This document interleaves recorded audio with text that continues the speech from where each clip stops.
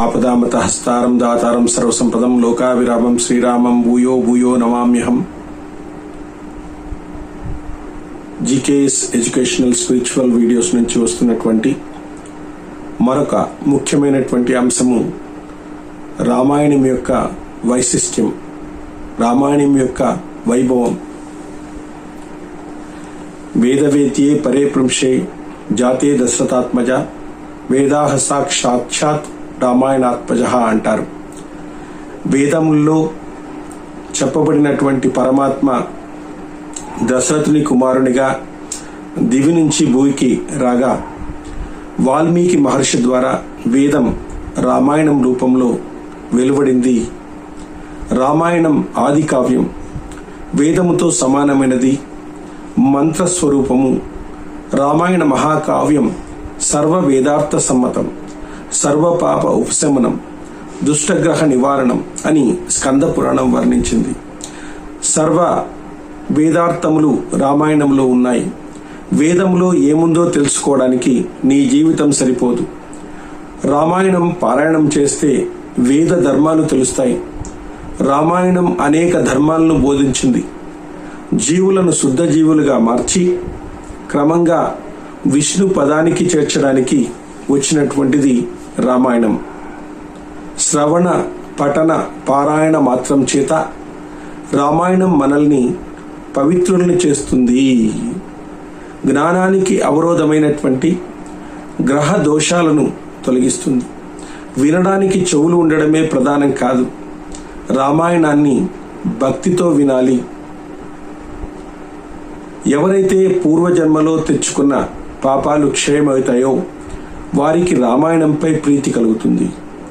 రామాయణంపై ప్రీతి కలగాలన్నా అనేక జన్మల పాపాలు నశించాలి అంటే చిత్తం శుద్ధం కావాలి. ఎవరి హృదయం పాపాలతో నిండి ఉంటుందో వారికి రామకథలపై ఆసక్తి ఉండదు. కలి యొక్క దోషం పోగొట్టడానికి రామకథ, కృష్ణ కథ ఒక్కటే మార్గం.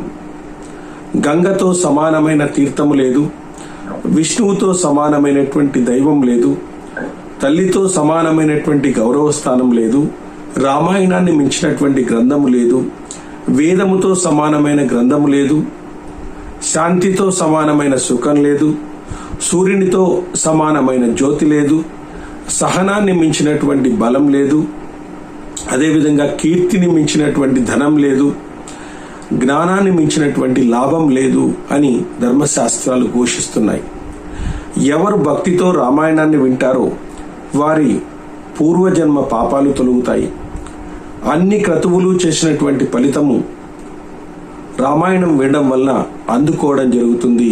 కాబట్టి కలియుగంలో రామాయణం వినడమే సౌభాగ్యం. రామాయణం వేదార్థ సారాన్ని వివరిస్తుంది. వేదం ధర్మాన్ని చెప్పింది.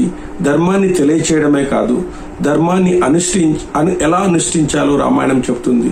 రాముడు తాను విన్నది, తాను తెలుసుకున్నది అనుష్ఠించినాడు. రావణుడు తాను విన్నది, తాను తెలుసుకున్నది తన సౌకర్యంగా మార్చుకుని అనుష్ఠించినాడు. ఉదాహరణకు, మీ ఇంట్లో కర్ర ఉన్నది. మీ ఇంట్లో కర్ర ఉంది కదా అని చెప్పేసి కుక్క మీ మీదకు రాక మానదు. మీ చేతిలో ఆ కర్ర ఉంటేనే ఆ కుక్క మీ మీదికి రాదు. అలా ధర్మాన్ని అనుష్ఠిస్తేనే ఫలితం వస్తుంది. ధర్మాన్ని అనుష్ఠిస్తే వెంటనే ఫలితం రావాలని అనుకోరాదు. ధర్మంగా ఉండడము, ధర్మాన్ని అనుష్ఠించడము అంటే వ్యవసాయం చేయడం లాంటిది. భూమి దున్నగానే పంట పండదు. వర్షం రావాలి, విత్తనాలు వేయాలి, మొలకలు రావాలి, కలుపు తీయాలి, పంట రావాలి, పంట ఊడ్చాలి, తర్వాత ఫలితం రావాలి. అధర్మం కూడా అంతే, వెంటనే ఫలితాన్ని ఇవ్వదు. కొంతమంది అధర్మం పాటించిన వాళ్ళు చాలా సుఖంగా ఉంటారు. కానీ అధర్మం ఇంటికి అంటుకున్నటువంటి చిన్న మంట లాంటిది, చివరకు ఇంటిని కాల్చి పారేస్తుందన్నమాట. కాబట్టి అధర్మ పరిణామం నుంచి ప్రతి ఒక్కరూ కూడా బయటపడే ప్రయత్నము చేయాలి. రావణుడు అతి ఖరీదైనటువంటి కాంచనలంక ఉంది. 10 తలలున్నాయి. గొప్ప తపస్సును ఆచరించినాడు. విద్వాంసుడు, పరమేశ్వరుని సాకార రూపంగా దర్శనం చేసుకున్నవాడు. పుష్పక విమానంలో తిరిగి అన్ని లోకాలను జయించినటువంటి వాడు. కానీ చివరికి ఏమయ్యాడు? రావణుడు అధర్మాన్ని పాటించడం వల్లనే కామక్రోధ లోభాలకు మోహం కావడం వల్లనే ఈ విధంగా చచ్చినాడు అని అతని భార్య మండోదరే తెలియజేసింది. ఎన్ని కష్టాలు రాని రామునికి కావలసింది ధర్మం ఒకటే. ప్రతి క్షణము ధర్మాన్ని అనుసరించినాడు. వాలి అన్నాడు, సుగ్రీవునితో స్నేహం చేయకుండా నాతో స్నేహం చేస్తే మీ సీతాదేవిని నేను తెచ్చి ఇచ్చి ఉండేవాడిని అని. కానీ రాముడు అన్నాడు, నాకు కావలసింది ధర్మం మాత్రమే. అధర్మాన్ని పాటించే వారితో నేను స్నేహం కూడా చేయను. వారితో నా భార్యను తెచ్చుకోవాల్సినటువంటి అగత్యము అవసరము నాకు లేదు అని తెలియజేశాడు. తండ్రి మరణించినాడు, చెక్కు చెదరలేదు. భార్యను అపహరించినారు, చెక్కు చెదరలేదు. రాజ్యము పోయింది, చెక్కు చెదరలేదు. తమ్ముడైనటువంటి లక్ష్మణస్వామి అన్న ఈ మార్గాన్ని విడిచిపెట్టు అని ఎంతో ప్రాధేయపడ్డాడు.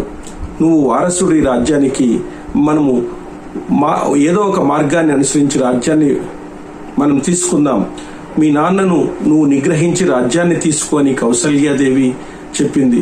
ఆయన రాముడు ఏమాత్రము చెక్కు చెదరక ధర్మాన్ని పాటించినాడు.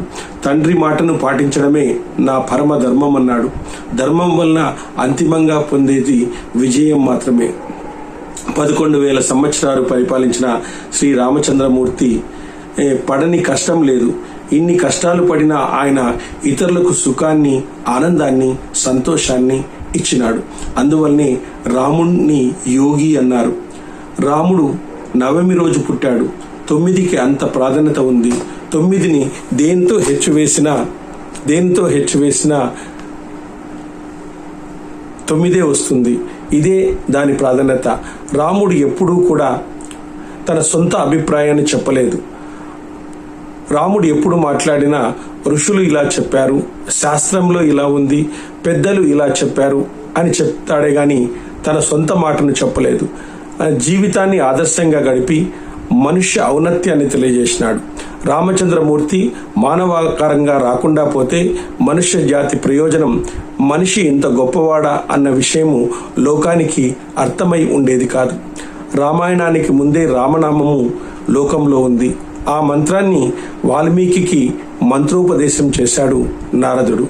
ధర్మం అంటే ధర ఇతి ధర్మః అంటే మనము ధరించేది అని అర్థం. లోకంలో అందరినీ రవింపజేసేది, యోగుల హృదయాల్లో నిలిచి ఉండేది రామనామం. రామాయణము రామచంద్రమూర్తిని ఎంతకాలం మనుష్య జాతి ఆరాధన చేస్తుందో అంతకాలం మానవత్వం బ్రతికి ఉంటుంది. ఏ రోజు రామచంద్రమూర్తిని, రామాయణాన్ని మర్చిపోతామో, ఏనాడు రామాయణం నాకు అక్కర్లేదు అంటామో ఆ రోజు మనుష్యత్వం చచ్చిపోతుంది, మానవత్వం, నరత్వం చచ్చిపోతుంది, నరజన్మ ప్రయోజనం కూడా లేకుండా పోతుంది. కాబట్టి రామాయణాన్ని అందరూ పఠిద్దాం, రామాయణాన్ని అందరూ పాటిద్దాం, ధర్మం వైపు తీసుకుని వెళ్దాం. అందరూ ధర్మపరులుగా ఉండి రామాయణ ఔన్నత్యాన్ని లోకానికి తెలియజేస్తాం.